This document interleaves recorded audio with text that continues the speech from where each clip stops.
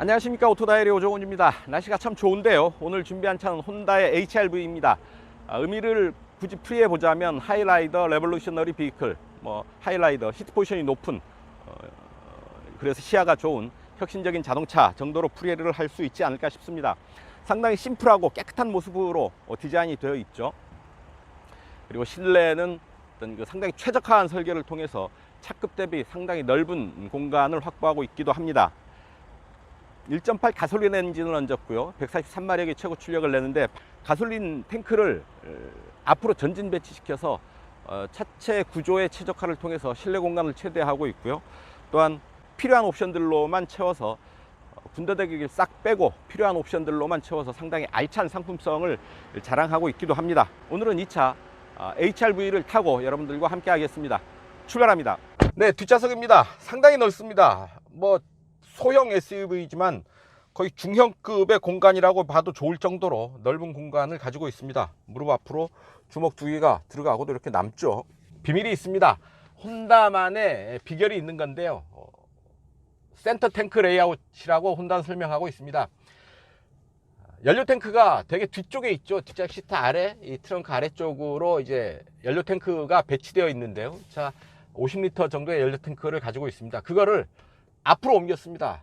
그러니까 앞좌석 시트 아래쪽으로, 앞부분으로 연료 탱크를 옮겨서 차의 뒷부분에 공간 제한을 확 풀어버린 거죠. 훨씬 더 설계할 수 있는 자유도가 넓어진 겁니다. 아주 큰 탱크 하나를 앞으로 밀어넣고 대신에 그 공간을 좀 더 넓게 활용할 수 있게 설계를 했다라는 얘기인데요. 바로 그런 센터 탱크 레이아웃 구조를 도입을 하면서 실내 공간을 아주 최적화할 수 있지 않았나 싶습니다. 이렇게 앉아보면 이렇게 편안한 자세를 취할 수 있고요. 머리 위로는 주먹 하나 정도 세워서 들어가는 공간 남겨놓고 있습니다. 머리 위에 압박감 거의 없다라는 얘기죠. 그리고 이 차는 시트를 이렇게 접으면 이 공간이 상당히 높습니다. 시트가 낮게 접힌다는 얘기죠. 그래서 자전거 이제 앞바퀴 떼어내고 충분히 실을 수 있는 공간을 확보를 하고 있습니다. 조금 높이가 있는 물건들도 이렇게 뒷좌석을 접어서 충분히 실을 수 있는 그런 공간을 확보하고 있습니다. 시트는 이렇게 6대4로 접을 수가 있고요. 좀 더 뒤로 이렇게 누워서 편안한 자세를 취할 수가 있는 겁니다. 센터 터널 손가락 2마디 정도로 올라와 있긴 한데요. 거의 무시해도 좋을 수준입니다. 뒷좌석 가운데 자리는 살짝 높네요. 그래도 양옆으로 시트는 좀 낮은 편인데 반해서 뒷좌석 가운데 자리는 살짝 높아서 머리 위에 압박감이 어느 정도 있습니다. 이 부분도 버튼 한 번으로 시트를 바로 접을 수가 있고요. 그리고 뒷좌석 승객을 위한 파워 아울렛, 12V 파워 아울렛이 센터 터널 뒤편에 준비되어 있습니다. 그리고 시트 뒤쪽의 포켓은 조수석 뒤쪽으로는 이런 시트 포켓이 있고요. 운전석 뒤쪽으로는 아무런 포켓을 마련해 두지 않았네요. 운전에 간섭을 주는 요소를 최대한 배제하기 위한 그런 부분이 아닌가 싶고요. 시트 재질은 상당히 소프트하다 싶습니다. 그렇게 딱딱한 시트가 아닙니다. 위에서 이제 만져보는데요. 원터치로 내려가지는 않고 이렇게 버튼을 누르고 있는 동안만 차창은 내려갑니다.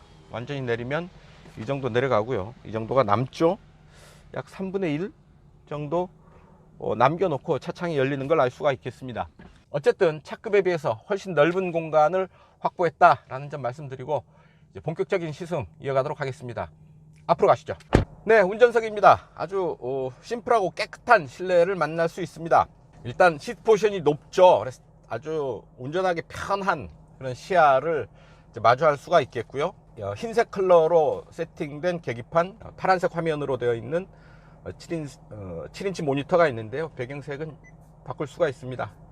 블루, 앰버, 레드, 자주보라. 실내에 들어서서 가장 눈에 띄는 부분이 조수석 앞부분의 이 송풍구입니다. 얇고 길게 이제 송풍구를 배치를 했는데요. 구멍이 이제 3개의 구멍이 준비되어 있습니다. 근데 이 각각의 구멍에서 나온 바람의 양이, 바람이 세기가 다른 거죠. 가운데가 좀 약하고요. 오른쪽, 그러니까 제일 바깥쪽이 좀 세고 그 중간 정도의 바람을 제일 왼편 송풍구에서 보내줍니다. 그래서 뒤쪽까지 가야 되는 바깥쪽으로는 좀 많이 강하게 바람을 불어주고, 가운데는 사람에게 맞닿는 부분이죠. 그래서 좀 약하게 하고요. 그 옆은 또 중간 정도의 바람 세기로 이렇게 각각의 바람의 세기를, 송풍구마다 바람의 세기를 달리해서 보내줍니다. 그런 좀 더 효율적인 냉방 시스템을 고민한 결과가 아닌가 싶습니다. 자, 스티어링 보시죠. 스티어링 휠, 어우, 많이 돌아갔는데요. 하나, 둘, 2.7회전 정도 하네요.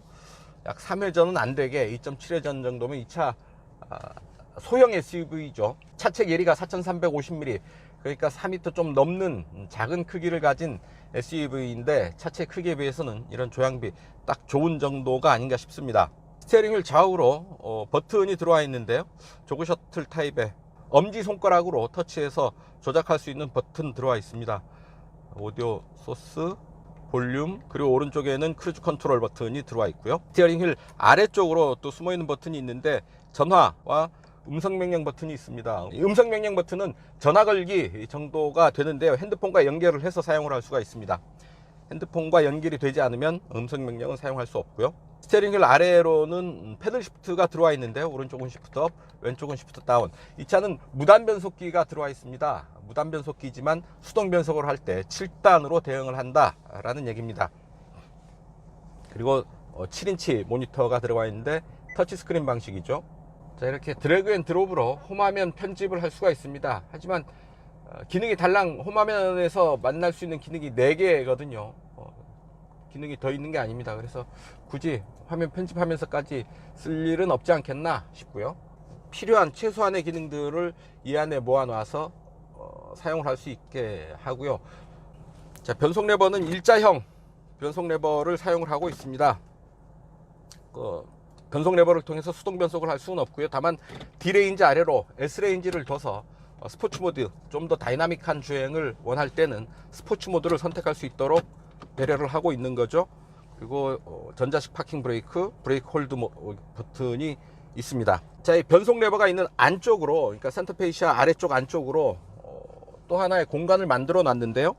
USB와 HDMI 단자, 그리고 또 하나 USB 단자, 그리고 12V 파워 아울렛을 구성을 하고 있어서 이 센터페이시아 아래쪽 이 공간을 좀 더 유용하게 활용할 수 있도록 배려하고 있습니다. 그리고 또한 좌우로 그 서류 정도를 수납할 수 있는 공간을 또 마련해 놓고 있어서요. 제한된 공간을 아기자기 요모조모 좀 유용하게 사용할 수 있도록 공간을 배려하고 있습니다. 운전석 시트는 수동으로 위치를 조절할 수가 있고요. 자, 제일 밑으로 앉으면 이 정도. 자, 이렇게 열심히 레버를 올려서 제일 높게 세팅을 하면, 아유, 많이 올라가네요. 최고 높이로 올렸는데요. 이 정도 머리가 천장에 닿을 정도로 시트를 높이 올릴 수도 있습니다. 그러니까 자기 체형에 맞게 시트를 조절을 해서 운전을 할 수 있다라는 얘기죠. 계기판은 아주 심플하게 세팅되어 있습니다. 뭐 이렇다 할 계기판에 변화는 없고요. 이 상태 그대로 움직이게 되겠습니다. 오른쪽에 스티어링 크루즈 컨트롤 버튼이 있고요. 그리고 스티어링 휠에 잘 가려져서 잘 보이지는 않는데요. 계기판 왼쪽 위에 긴 막대가 하나 꽂아져 있습니다. 이 부분 좀 시각적으로 좀 보기가 그렇게 썩 좋지는 않죠. 어디 옆에 버튼을 하나 만들든지, 아니면 스티어링 휠 주변 혹은 그 핸들 아래에 있는 이런 레버들 사이에 조작 버튼 하나 만들어 놓으면 좀 거슬리는 부분이 덜하지 않을까 싶은데, 혼다 차들에서 만날 수 있는 부분입니다. 이 부분을 조절을 해서 트립 A, 트립 B의 정보를 읽을 수가 있고요. 또한 계기판의 밝기를 이렇게 조절을 할 수도 있습니다. 크루즈 컨트롤은 그냥 단순한 형태의 크루즈 컨트롤, 즉 정해진 속도로 달릴 수 있을 정도의 크루즈 컨트롤이고요. 어댑티브 크루즈 컨트롤은 적용되어 있지 않습니다. 대신에 ESS, 이머전시 스톱 알람, 급제동 시스템, 급제동 경보 시스템을 적용을 하고 있어서 좀 더 긴급한 순간에 운전자에게 알려주는 그런 기능 정도 채택을 하고 있고요. 자, 센터페이시 아래쪽에 있는 공조 스위치는 터치 스크린 방식입니다. 자, 시동을 꺼보겠습니다. 아주 사라지죠. 터치 스크린 방식으로 공조 스위치 사용을 할 수 있도록 만들어 놓았습니다. 조작감 아주 반응이 빠르고요. 뭐 따로 조작할 때 반응하는 그러니까 떨린다거나 이런 반응은 없지만 터치에 아주 빠르게 반응을 하고 있습니다. 자, 이 센터 콘솔 주변의 공간도 아기자기하게 꾸며놨는데요. 컵홀더로도 사용을 할 수가 있고요. 상당히 깊게 들어가죠. 중간에 이제 받침을 피면 좀 더 공간을 분할해서 좀 더 높게 공간을 나눠서 사용을 할 수가 있습니다. 컵이 좀 높게 올라와 있죠. 센터 콘솔을 또 구성을 하고 있고요. 그렇게 넓은 공간은 아닙니다. 이 부분은 약간 깊이는 좀 있고요. 이런 정도 소품 집어넣을 수가 있겠습니다. 자, 실내에는 도어 패널에 저기 스피커가 들어와 있는데요. 실내에는 모두 6개의 스피커가 들어와 있습니다. 그렇게 고품질은 아닙니다. 하지만 운전을 하면서 즐기기에는 딱 좋은 정도의 음질이 아닌가 싶습니다. 자, 그리고 이 차에는 에이스 바디가 적용이 되어 있죠. 차체 골격에 에이스 바디를 적용을 했습니다. 앞에서 충격을 받을 때 그 충격이 차 전체에 고르게 퍼져서 고르게 분산시켜서 탑승객이 상해를 최소화할 수 있는 그런 시스템이라고 혼다는 소개를 하고 있습니다. 첫 발짝이 상당히 가볍습니다. 아주 가솔린 엔진 특유의 순발력이 움직이는 순간서부터 살아납니다. 차체의 무게감이 거의 없는 거죠.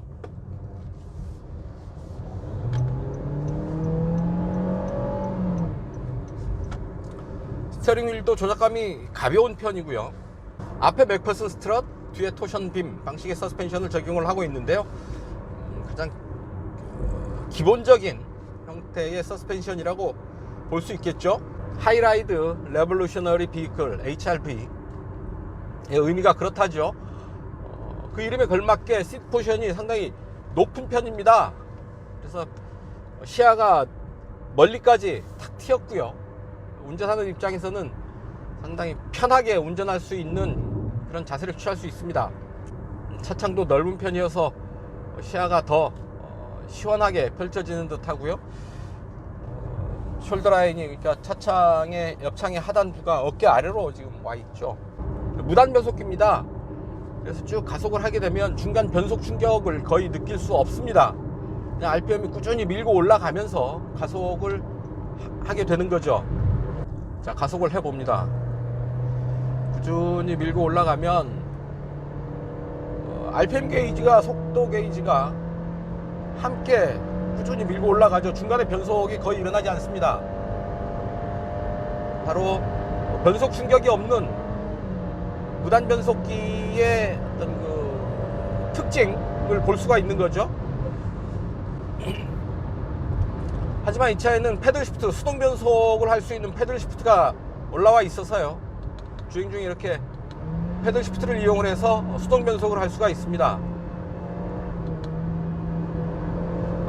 이 패들 시프트는 7단 수동 변속에 대응을 하고요. 그리고 D레인지에서 하나 아래로 내리면 S레인지가 준비되어 있죠. 스포츠 모드입니다. 차가 좀 더 다이나믹한 주행을 하고 싶다 하면 S모드를 택하면 될 테고요. 그래서 이 차 주행 모드를 선택할 수 있는 별도의 버튼은 없죠. 없는 대신에 이렇게 S모드가 있고요. 그리고 에코모드는 스티어링 휠 좌측 하단에 에코모드 버튼을 별도로 만들어 놓았습니다. 에코 주행을 할 때는 에코 버튼을 누르고요. 스포츠 주행을 할 때는 변속 레버를 통해서 S 레인지를 택하면 되겠습니다. 자, 시속 100에 맞췄는데요. RPM 약 1800 정도 가리키고 있죠. 2000에 살짝 못 미치는 정도입니다. S 모드로 내리면 시속 100을 유지하는데 약 3000을 상회하죠. RPM 변화를 느낄 수 있을 테고요. 7단, 6단, 5단, 4단, 3단까지 떨어지네요. 3단 5000 RPM, 5000 한 200 정도까지 RPM이 떨어집니다. 3, 4, 5, 6, 7단에서 시속 100km를 커버를 한다라는 얘기입니다. 자, S모드를 하고 좀 달려보죠. 자, S모드에 가면 가속 반응이 좀 더 힘이 있어집니다. 배기량 1.8L 143마력의 힘이 아주 야무지게 발휘됩니다. 제법 빠르게 속도를 끌어올리고요, 고속에 이르기까지 거침없이 속도를 높이고 있습니다. 자, 가속이 좀 더디다 싶으면 시프트 다운을 해주면 되죠. 앞바퀴 굴림입니다. 게다가 이 차 뒷부분에 있던 연료 탱크를 앞좌석 밑으로 배치를 시켰으니까 말이죠. 그나마 앞바퀴 굴림 방식에서 뒷부분에서 무게를 어느 정도 지탱을 해주던 연료 탱크를 앞으로 또 전진 배치를 하는 바람에 뒷부분이 좀 너무 가벼워지는 거 아닌가 하는 걱정을 하게 됩니다. 일단 코너에서 다시 한번 그 부분 느껴볼 텐데요. 일단 고속주행 하는 과정에서는 그렇게 뒷부분이 가볍다, 튄다, 이런 부분은 느끼기는 힘든 듯 하고요. 앞바퀴 굴림 방식인 보통의 소형 SUV의 느낌에서 크게 벗어나지 않습니다. 극한적인 상황 혹은 차체가 균형을 잃어버릴 수 있는 상황에서는 조금 더 불리한 입장에 있을 수가 있습니다. 운전자가 놓치지 말아야 할 부분이 아닌가 싶습니다. 자, S모드에서 이렇게 시프트 다운을 하면서 가속을 할 때 이 엔진 사운드, 상당히 매력 있는 엔진 사운드를 토해내는데요, 상당히 힘 있는 엔진 소리를 들려주고 있습니다. SOH 방식이죠. 캠샤프트가 두 개가 아니라 하나인 방식인 거죠. 그만큼 구조가 간단하다라는 얘기입니다. 또한 그 밸브 소리 이런 데 면에서도 조금은 더 유리하고요. 그래서 더 조용할 수 있습니다. 다운사이징에 크게 신경을 쓰지 않는 게 이제 일본 차들입니다. 그래서 굳이 작은 배기량을 사용을 하지 않는다라는 얘기죠. 차체는 작지만 힘, 동력, 성능에 있어서만큼은 만만치 않은 성능을 지금 보여주고 있습니다. 이런 칼칼한 엔진 사운드가 그거를 잘 말해주고 있지 않나 싶습니다. 자, 도로 상태가 좋은 탓도 있겠지만 차체의 흔들림이 그렇게 거북스럽지 않습니다. 일단 차체가 높기 때문에 흔들림에 약할 수 있는 구조거든요. 그래서 노면의 충격, 또 굴곡진 부분, 이런 부분들 지날 때 차체의 흔들림, 진동 이런 부분들이 좀 더 크게 와닿을 수가 있는데, 글쎄요, 그렇게 크게 움직임이 크다, 진동이 크다라는 느낌은 받기 힘들고요. 그 과속방지턱 등이 있는 구간에서 서스펜션이 좀 튄다, 딱딱하다라는 것과는 좀 다른 얘기죠. 충격을 지날 때 살짝 튕기는 그런 느낌을 받았습니다. 제동 하나 둘 셋. 브레이크를 잡을 때 앞으로 좀 숙여지는 느낌은 있네요. 급제동을 하니까 비상등이 스스로 깜빡입니다. 이런 위급한 상황에서 운전자가 미처 챙기지 못한 부분을 차가 눈치채고 비상등을 작동시켜 주는 거죠. 자, 주행 상태를 계기판을 둘러싸고 있는 조명이 얘기를 해줍니다. 파란색일 때 연비주행을 하고 있다라는 얘기고요. 가속 페달을 좀 깊게 밟으면 하얀색으로 바뀌죠. 가속 페달에서 발을 떼면 다시 경주주행을 하고 있다, 연료 소비가 거의 없다라는 걸 알려줍니다. 215R 17 사이즈의 타이어를 적용을 하고 있는데요, 55 시리즈 타이어를 적용을 하고 있습니다. 소형 SUV에 어울리는 그런 타이어라고 할 수 있겠네요. 자, 속도를 좀 올리고요, 고속 코너링을 한번 시도를 해 보겠습니다. 차체가 좀 기우는 그런 느낌은 있습니다. 좀 더 적극적으로 차를 다뤄보는데요, 차체가 높기 때문에 아무래도 약간 기우는 그런 느낌은 있는데 충분히 컨트롤할 수 있겠다 싶은 생각이 들고요. 그렇게 불안하지는 않았습니다. 노면에 착 달라붙어 달린다라는 느낌을 받기는 좀 힘든 듯 하고요. 하지만 그럼에도 불구하고 어떤 그 빠른 속도로 좀 강하게 몰아붙이는 코너링을 훌륭하게 잘 해냈습니다. 이런 과속 방지턱 같은 노면의 거친 부분을 지날 때 느낌이 좀 직설적입니다. 약간 거칠다고 할까요? 튕겨내는, 좀 속도 조절을 잘못해서 거칠게 충격을 지나칠 때는 좀 맞받아치는, 튕겨내는 그런 느낌을 받거든요. 약간 거칠다라는 얘기가 되겠죠.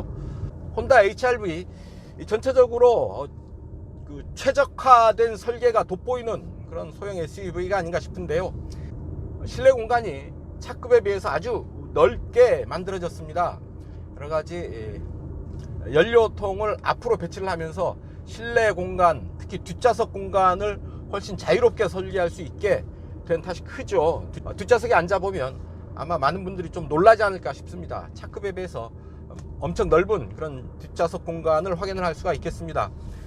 동력 성능 역시 부족함이 없습니다. 마력당 무게비 9.37kg 정도의 힘의 효율, 143마력의 힘, 1.8L의 배기량, 이런 부분들 감안을 하면 소형 SUV로서는 조금 넘치는 파워트레인이 아닌가 싶을 정도로 아주 잘 달려줬습니다. 전체적으로 최적화된 설계를 통해서 힘의 효율, 공간의 효율을 극대화한 소형 SUV가 아닌가 싶습니다. 자, 주행 테스트 여기서 정리하시죠. 네, 단도직입입니다. 내비게이션이 없습니다. 그러고 보니까 이런저런 안전 및 편의 장비에서 너무 아낀 거 아닌가, 너무 박하게 세팅을 한 거 아닌가 하는 생각을 하게 됩니다. 적어도 한국에선 내비게이션 당연히 있어야 될 품목 중에 하나겠죠. 하다못해 옵션으로라도 선택할 수 있어야 되지 않을까 생각을 합니다. 그러고 보니까 내비게이션이 없어? 하고 보니까 없는 것들이 이것저것 눈에 띄는데요. 어댑티브 크루즈 컨트롤, 차로 이탈 방지 장치 등 요즘 소비자들의 눈높이가 좀 높아지지 않았습니까? 이런 첨단 편의 장비 면에서 뭔가 아쉽고 부족한 부분들이 눈에 띕니다. 뭐 물론 메이커의 입장을 이해 못하는 바는 아니죠. 스마트폰에도 내비게이션이 있는데 굳이 그 내비게이션을 차에도 장착하는 건 낭비 아닐까 하는 생각을 충분히 할 수 있습니다. 할 수 있는데요. 적어도 한국에선 이 내비게이션이 기본 중에 기본이라는 생각을 많은 사람들이 하고 있다라는 얘기죠. 또한 소비자들의 눈높이도 많이 높아졌고요. 그래서 적어도 한국의 소비자들의 눈높이에는 부족한 거 아닌가 하는 생각을 하게 됩니다. 차급의 한계, 소형 SUV의 한계를 뛰어넘지는 못했던 거죠. 그렇다면 혹시 뛰어넘지 못한 게 아니라 뛰어넘을 의지가 없었던 것은 아닌가 생각을 해봅니다. 그 모든 생각의 시작은 내비게이션이 안 보이는 데서부터 시작했습니다. 계기판 우측 상단에 있는 이 쇠막대기 같은 플라스틱 막대기로 조절하는 트림미터 버튼, 야, 아직도 이런 걸 쓰나 라는 생각이 들 정도로 좀 클래식한 예스러운 느낌을 줍니다. 고리타분하다라는 얘기일 수도 있고요. 옛것을 지키는 것도 좋지만 좀 더 스마트하고 현대적으로 새 모습을 새롭게 포장하는 그런 부분도 혼다에는 필요하지 않을까 싶습니다. 네, 제로백 하겠습니다. 하나, 둘, 셋.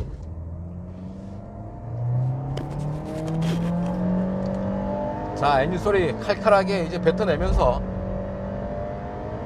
뭐 이 정도면 괜찮은 가속감인 듯 합니다. 세단, 뭐 고성능 세단이 아니고요, 소형 SUV 아니겠습니까? 공차 중량이 1340kg에 불과합니다.